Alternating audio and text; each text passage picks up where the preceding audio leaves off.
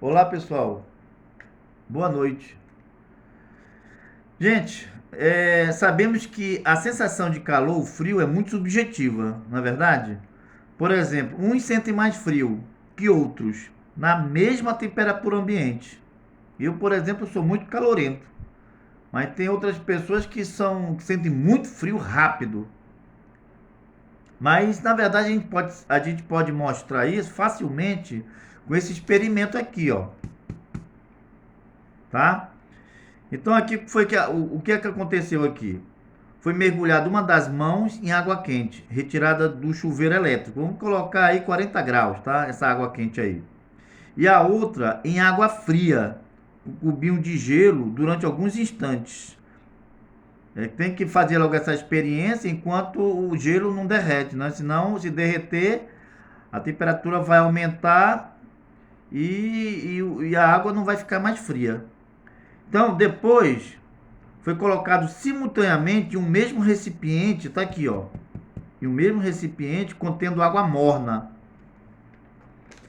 A sensação térmica que se tem é de que as duas mãos imersas em água com temperaturas diferentes, quer dizer, a mão direita ela estava na água quente e a mão esquerda estava na água fria.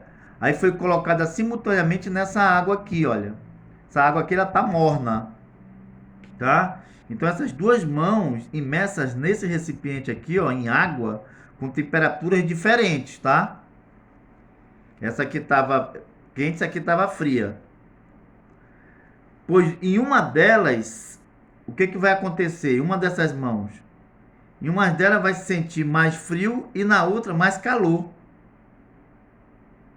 Por essa razão, a sensação física de calor ou frio não serve para definir o que é temperatura.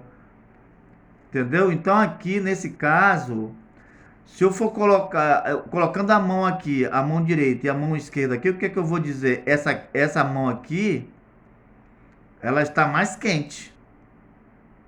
Em compensação, essa outra mão, a mão esquerda, ela está mais fria. Mas na verdade elas estão sob a mesma temperatura dessa água aqui. Então, o que queremos dizer aqui? Queremos dizer que as mãos, elas não servem para medir temperatura. Ela causa uma sensação de quente e uma sensação de frio, mas não dá para medir a temperatura. Então, talvez seja por causa disso, né, que o ser humano, os pesquisadores resolveram inventar o quê? Um instrumento preciso que meça a temperatura, que é o termômetro. Vocês entenderam? Então, vamos colocar aqui o termômetro. O termômetro, esse que eu coloquei aqui, olha, é o termômetro de parede. Tem o termômetro clínico, o termômetro eletrônico, né, que é o digital. Mas vamos trabalhar com o mais simples. Então, esse termômetro, ele é feito através de um bulbo de vidro, que é chamado de capilar, tá?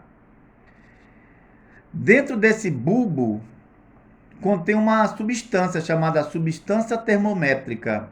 Geralmente é o mercúrio ou a prata, tá bom? O mercúrio ou a prata. Só, gente, que o termômetro de mercúrio ele se baseia na dilatação de certa quantidade de mercúrio contido no recipiente de vidro, né, que é o bulbo. Todos os materiais, quando eles recebem calor, eles se dilatam. Aqui, esse mercúrio, se ele receber calor, ele vai se dilatar. Assim como ele pode se contrair se ele ceder calor. Então, por exemplo, se tiver muito quente, o ambiente estiver a 40 graus Celsius, aqui na minha casa, o ambiente, o termômetro vai marcar 40 graus Celsius. Quer dizer, ele vai se igualar à temperatura do ambiente. Isso se chama equilíbrio térmico. Quando se iguala a temperatura, se chama equilíbrio térmico. Então, na verdade, o termômetro é um igualador térmico de temperatura. Tá certo? Bem, então assim, a escolha, como eu já falei para vocês aqui, de mercúrio, a escolha do mercúrio como uma substância termométrica deve-se ao fato de ser um líquido que se dilata de forma regular no intervalo de temperatura bem amplo. Quer dizer, ele pode se esticar aqui, olha. Ele tem essa propriedade, entendeu? Essa substância aqui. Se dilata fácil e amplamente. Então é por isso que foi colocado o mercúrio. Se colocasse a água, ela não ia se dilatar tanto assim. Mas o mercúrio consegue se dilatar.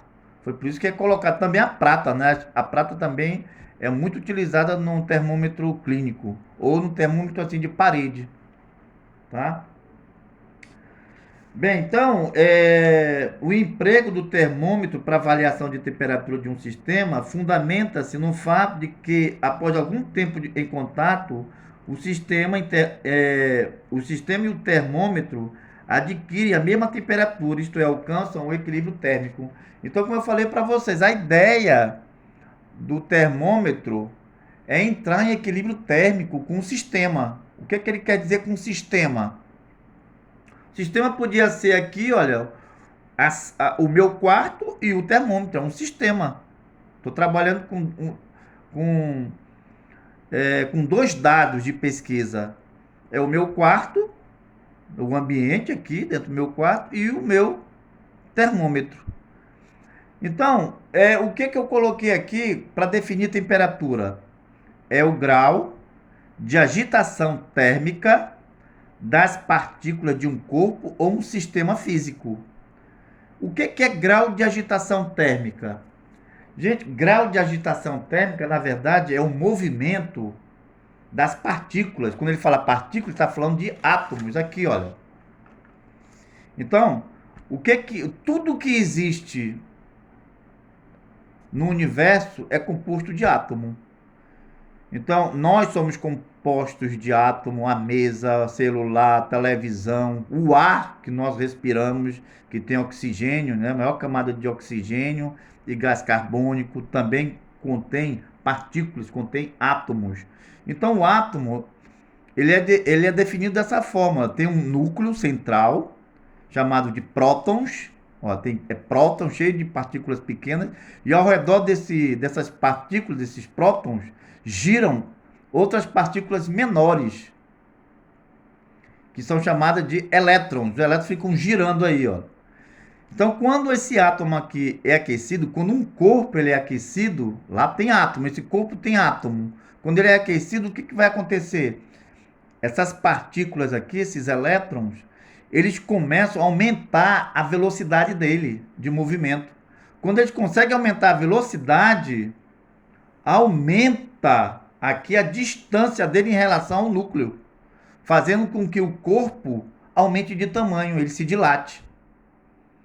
Então, o que é temperatura? É o grau de agitação térmica. Isso aqui é uma agitação. Quando ele começa a aquecer, quando o corpo começa a ser aquecido, há uma agitação térmica dos átomos. Agitação por quê? Porque eles ficam doidos, ficam se movimentando. Quanto mais vai aumentando a temperatura, mais as partículas vão aumentando a velocidade e vai, no caso, aumentando a sua distância em relação ao núcleo. É por isso que há essas dilatações, que a gente vai ver nas próximas aulas. Vamos falar sobre a dilatação térmica dos sólidos e dos líquidos. Tá bom? Bem, gente, agora voltando aqui para o termômetro. Então, o termômetro, ele é composto por um bulbo de vidro, que é chamado também de capilar. Dentro desse bulbo tem uma substância termométrica, né? Nesse caso aqui é o mercúrio, substância termométrica. E também nesse termômetro existe uma escala chamada escala termométrica. Essa escala que foi colocada aqui é a escala Celsius. Um grande físico que criou essa escala. Mas só existe essa escala? Não. A gente vai ver lá na frente que existem outras escalas, a Fahrenheit, a Kelvin. Só que a Kelvin, ela foi descoberta através de laboratório, que a gente vai ver isso aí também, tá bom? Então, por enquanto, eu não quero me estender muito no vídeo, por enquanto vai ser só isso. E fiquem de olho que lá na frente eu vou passar mais vídeo.